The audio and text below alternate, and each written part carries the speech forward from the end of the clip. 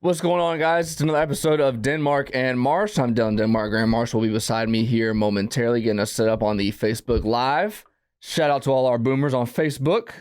Fall camp has been rolling on. We're less than 2 weeks away from Florida State kicking off college football. I think there's a couple of games on that weekend next Saturday. Nevada's playing, and there might be a night game, but really the only game that we really care about is the FSU Georgia Tech over across the pond. Which I think should be a good game. I know FSU was in town last week. They did 2 practices, and FSU looks really, really good offensively, specifically with their offensive line, the run game. And college football is pretty much here, Graham. I thought it was or I guess it is now technically 13 next days, Saturday. 13 days from today. Yeah, no, you're right. Because I thought it was 2 Saturdays from now, but now that we're past this past Saturday, it is next Saturday. You're right. That's crazy. Yeah, I think Florida State's going to be really, really good defensively. Were you there? Were you at that practice? No, I wasn't. Okay. But from everything I've heard, if there's something that slows them down, it's going to be their downfield passing game. Yeah. Florida State. I know this is a Gator podcast, but just because you brought them up, and they are going to be the first game that everyone's really locked. There are some other games, but the first game everyone's really dialed in for. DJU, are you a believer? I mean, I think he's fine. I don't think he's going to take them to where they want to go, and I don't think he's going to be terrible. I think he's just going to be middle of the road. I still think FSU is the favorite to win the ACC. We'll get our predictions in, by the way, next Monday on what we think the season's going to go in conference championships. I think FSU is going to win the ACC. I'm not a believer in Miami, and Clemson's still a little shaky. But I mean, Rick Ballou said, I did his show a couple of times last week, that he believes that they have the best offensive line they've had since they won the title in 2013. Pretty big statement. And their run game's really good. So when you have those 2 qualities, you can patch up the passing game and get by with a lot. So, Graham, fall camp intel with the Gators, Lyons, the defensive lineman gets hurt. Florida's been pretty fortunate so far with injuries, which has been the biggest thing. You can't really get a lot of info on what's going on. You get a little tidbits here and there. What's his name? The running back, Montreal Johnson, is week to week. So you're not going to know what's really going to happen until the week of the Miami game. Billy Napier talks again later today, talks to the media. He does it, once a week, twice a week maybe? I think he does once a week. And you look around the rest of college football, A&M just lost their starting tailback. Texas loses Baxter. So you don't like seeing one of your guys get hurt, but when you look at the rest of the college football, you're kind of very fortunate that a key piece hasn't been lost to this season so far. Is this our fault for Jamari Lyons getting injured? Did we speak injuries into existence? Everyone was totally healthy until we had a podcast talking about what happens if a couple D linemen go down. No, I think everybody does that. I think it might be our fault, dude. No, I mean, if you always say, it's just like we always talk about the Jags. We go, what do you want out of preseason? You always say, first thing, no injuries, no injuries, no injuries. It's not like you're saying, I want to see this guy and compete and get this starting job. You want to see, and it happens every year. Last year it was Pyburn and a couple of guys, and it happens every fall camp. You rarely see a really good team go through unscathed without some type of injury that kind of hurts your team that you wish you had. Yeah, and I'm obviously messing around. In all seriousness, it's always a big topic in the NFL, and it is so too in college, but not as much because there's not like literal preseason games where it's a little bit more magnified on who's playing how much, rest versus rust type of thing to start the season. It's not really rest versus rust. It's just how physical do you want to be in practice? It's more preservation versus rust at the beginning of the year. But I would say,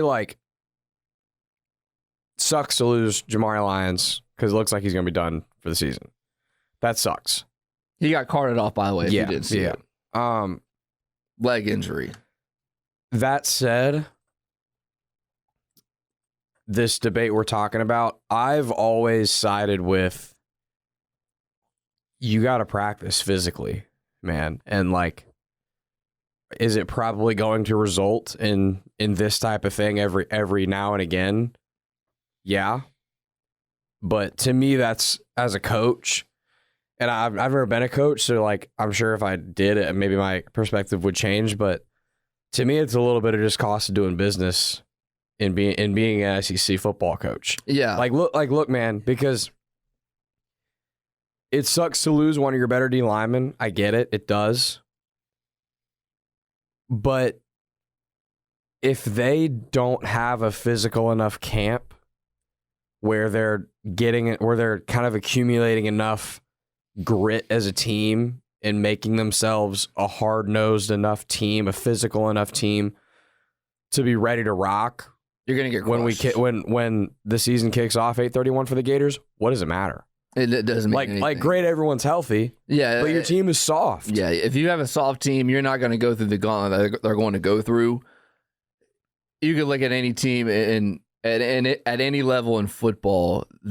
The teams that are physical, that have really good physical defenses, that have a really good offensive line, their practices are really, really tough. And I know, and it's always a cliche. You practice like you play. You don't have a, just go through the motion type of practice for 3-4 weeks and then go out there, play a game, and then, run the ball like the Joe Gibbs Washington Redskins. Yeah. It doesn't happen. Now, I know you're going to agree with me on this because I know kind of how you think when it comes to football, especially offensive football. The quarterback is the most important position, and it's more important than ever in college football to be able to throw it down the field, be able to have receivers that can get past DBs, be able to have explosive plays. All of that is true, but it's still about the trenches, man. 100%. It's still, because look, you might have a quarterback that's fully capable of getting it down the field. You might have receivers that are capable of getting behind DBs and making big explosive plays. If you're getting blown up in the trenches, forget it. It doesn't matter. And to the point of the trenches here in this Miami game coming up 8/31, Billy Napier has an obligation to his team to make sure that they are tough enough to stand up to a very good offensive and defensive line for the Miami Hurricanes on 8/31. We've talked about this before in breaking down the game. I believe Florida has an edge when you talk quarterbacks, receivers, maybe not running backs now because Montreal's out, but still pass catchers, offensive weapons in general. And from everything I've read about Miami on defense, their DBs are a little bit suspect. That's an area of concern for Miami. So I like Florida's DBs a little bit better. I like who they've acquired in the portal. I like Jason Marshall coming back. I like getting Will Harris as their coach. I think he's going to be really good, getting a guy from the NFL. The trenches are where Miami can win this game. And I think if Miami does win, I think that's where they will win this game. So, sucks that Jamari Lyons get hurt. But from everything I've heard, it's been a pretty physical camp. It's been a good camp. And as much as it sucks, again, to lose one of your best D linemen, I'll have to take it if it means my lines of scrimmage are going to be more physical up front. So CBS Sports, Dennis Dodd came out with an article, I think this was yesterday, it might have been the other day, and wrote 24 things to look out for this upcoming college football season. He talked about the playoff and the conference realignment and all the, what to expect this season. So then you scroll down a little bit, number 15, he wrote as a headline, the Florida dilemma, second to go from the hot seat. So he had Arkansas, Sam Pittman. He thinks he's going to be the first guy to go, first guy to get fired because Sam Pittman's had a losing record and he probably doesn't look good this year because of the tough schedule and all that. So same thing with Florida. And he talks about the schedule and this, that, and the third and talking about, the polls and all that. And he says, if Coach Billy Napier makes it out of the gauntlet with a bowl berth, he might get a contract extension. If he doesn't, well, see above. So I want to ask you the question because everybody always goes by, you are what your record is. And I think that's a load of crap because you can win close games to bad teams and then lose close games to really good teams. And it doesn't really show who you are. I think that statement is true in the NFL. I think it's a load of crap in college. Okay. I still think the NFL, it's still, I agree with you a lot more. It's truer. Yes, truer. If Florida goes 7-5 this year, that would be an incredible feat. Anyone who has discussed this knows this because it's what everyone wants to talk about with Florida is how hard their schedule is and if Billy Napier's going to survive. Those are like the main two national headlines this year for the Gators. 7-5 for Florida is far more impressive than almost any other 7-5 in the country. I mean, you could make the statement, and I don't think it's like shocking that Florida could go 7-5 and they could still be like a top 15 team. Not ranking, but they could look like it. Yeah. They could compete with all the teams they play with, technically, be 7-5, and you're like, yeah, that's a top 15 team. I think if you... I won't go as far as to say you could be in the SEC and this be true, even if you have an easier draw this year with the SEC schedule. But if you have a relatively soft Big Ten draw and a Big Ten schedule, or any other conference, Big 12, ACC, what have you. Just go ACC. We'll just end it. But I'm saying like Big Ten, like the other best conference, even if you have like a decent draw in the Big Ten in terms of your schedule, in terms of being tough, that level down, Florida going 7-5, I would go as far as say is about the equivalent of a normal schedule throughout the rest of college football being like 9-3. Yes. If you're in today's Big 12 and you go 9-3 and Florida goes 7-5, that probably means you're like about the same team. I think so. That means if you and that team play, if Florida and that team play neutral site, it's probably like a coin flip game. Obviously, barring, Florida going 4-8, the question's been tossed all offseason, what does Florida's record have to be for Billy Napier to keep his job? And I've said over and over again, it's all about how he looks. How do you look from an operational standpoint of being organized on offense, scoring points on offense, and your defense being anywhere better than what it has been the last 3 or 4 years since COVID? Your defense has to not give up 28 points a game. Your DBs can be out of alignment. Your DBs can be giving up touchdowns that are nobody within 20 yards of the vicinity. The offense has to look better. Now, what's that look like? I don't know. But if you can do that, you should be at worst 6-6, probably at best 8-4. And if you can do that, then you can show people moving forward and all your recruits and your boosters and all that, hey, we have a plan going forward. And yes, it didn't look good the first 2 years, but moving forward, this is what it's going to look like. And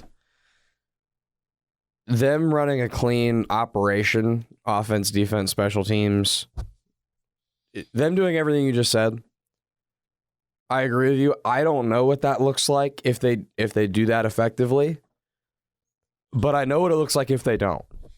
Yeah, we've seen it. We've seen it time and time again. And the margin for error this year is smaller, far smaller. If they don't run a clean procedure, then this won't matter anyways because they're going to win 4 games at most, probably. If they're doing that kind of stuff again, then again, like Billy may as well pack his bags. The worst they could possibly be record-wise, if they look good enough to justify Billy sticking around, I think there's a world where he wins 5 games and stays. I would say 6. If you win 5 I think that the barometer is you have to make a bowl game. If you don't make a bowl game, you've had now 4 consecutive losing seasons now at the University of Florida. Not Billy, but going back to Dan Mullen, and that's not acceptable. And he's gone. I think it's bowl game or bust for him. I probably agree. To keep his job. I think like 5 wins. I'm saying like 5 wins is the floor to where like reasonable people could see him staying for another year. To where it'd be like possible.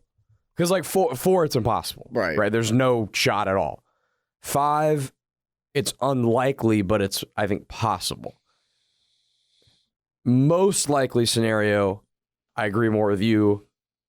I think 6 wins. Most worlds where they win 6 games, he's good enough to earn another year. I think. Yeah.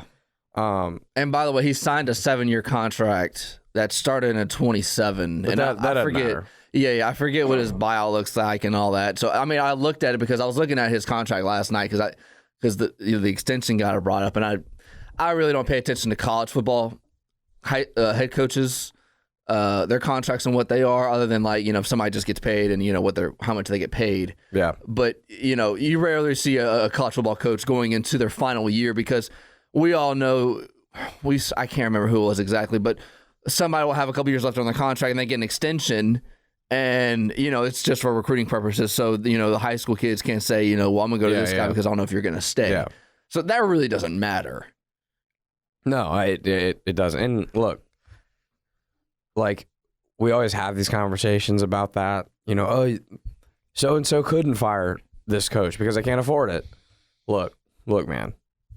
In SEC football, in big power, now Power 4 football, if the fan base wants them out bad enough, they'll find a way. Yeah, and we all know that Florida's Florida's found a way. Yes. They found a couple of ways. Yes, humping of sharks, teams falling down apart down the stretch via Dan Mullen. I hope, I really don't care for Billy Napier. Obviously, my opinion can change. I just hope we're not going through another coaching search and he's let go by Halloween again. I mean, how many coaching searches can this program go through for 15 years and you can say that your program should be this when in reality it's been this over and over again? I just hope that we don't get to that point. I hope Billy Napier can find a way and do something to go at least 6-6. I'm thinking 7-5, and he can some way muster a way to keep DJ Lagway in the program moving forward, and that way get blue chip recruits to come to the program next year. And you've got to find a way. It happened a little, not even a little. It happened a decent amount last year. And this has to stop. This year, it doesn't, it's all going to correct itself in the end regardless, because it's put up or shut up time for him on the field no matter what, just for him to stay. But this year also, the on-field product has to be good enough to where if he does, assuming he does win at least like 6 to 7 games and he does stick around and we look forward to 2025 with DJ Lagway as a starter, the on-field product's got to be good enough to where your star players want to stay with the program and don't want to transfer. I mean, last year, man, you can't have ETN. You can't have. Princely Umanmielen and Trevor Etienne are still playing college football, and they're not on the Gators. And they were your best returning guys coming back this year. They're both playing SEC football, and they're not on the Gators. That's an issue, because we've talked about this before on this show. Billy Napier, I believe, has proven that he is a good recruiter. With not a lot to show in 2 years of production, he still got two of the top 10 recruits in the country this past year. One being a quarterback, and one being a premium position on the defensive line. And then they got other blue chip players as well. Like, Billy Napier he doesn't do the Dan Mullen thing where they get a top 6-7 class because there's a million 3-stars where maybe 2 or 3 are going to be good and the other are never going to amount to anything. Like, Billy gets guys that are going to contribute and play. But this is a world where if you're not producing on the field, those guys are going to be gone and they're going to go elsewhere. And you can't bring in talent, recruiting-wise, worthwhile blue chip 4 or 5-star talent each year in a recruiting class just to have the guys that you've already developed, air quotes, have the bottom fall out and have them leave. Because then you're just on this hamster wheel. You're not actually stacking talent on your roster. Yeah. Guys that leave Georgia in the portal. That's one thing. They're leaving because they're not playing. Right. Yeah, Jermaine Johnson leaves Georgia to go to Florida State because he wants to play and he ends up being a first-round pick. Princely Umanmielen started on the defensive line, and he knew he'd start this year, and he's still transferred. Like, he's transferring because he believes there's a better opportunity for him somewhere else to be developed into closer to an NFL player and win more games. Trevor Etienne, same thing. Trevor Etienne, he was splitting carries and he didn't want, but he's going to split carries at Georgia. He'll probably be RB1, but he's going to split carries. That can't happen anymore. You have to, like at the end of the season, Eugene Wilson has to believe that this is the best place for him to still be.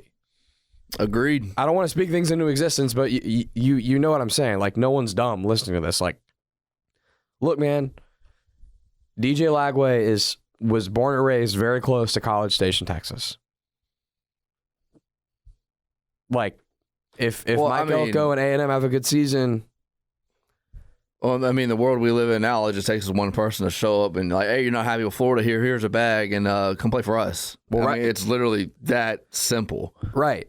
And again, we're not trying to speak things into it, but like, you just have to be realistic with yourself. Like, DJ Lagway has to be on the field or has to be on the sideline this year watching the on-field product and believe that this is a program I can bring back to the top. Yeah, agreed. All right, Graham, you got to roll. Billy Napier talks sometime later this afternoon. We'll give you all an update on what he said sometime in the middle of the week, and we'll talk to y'all then. See you then.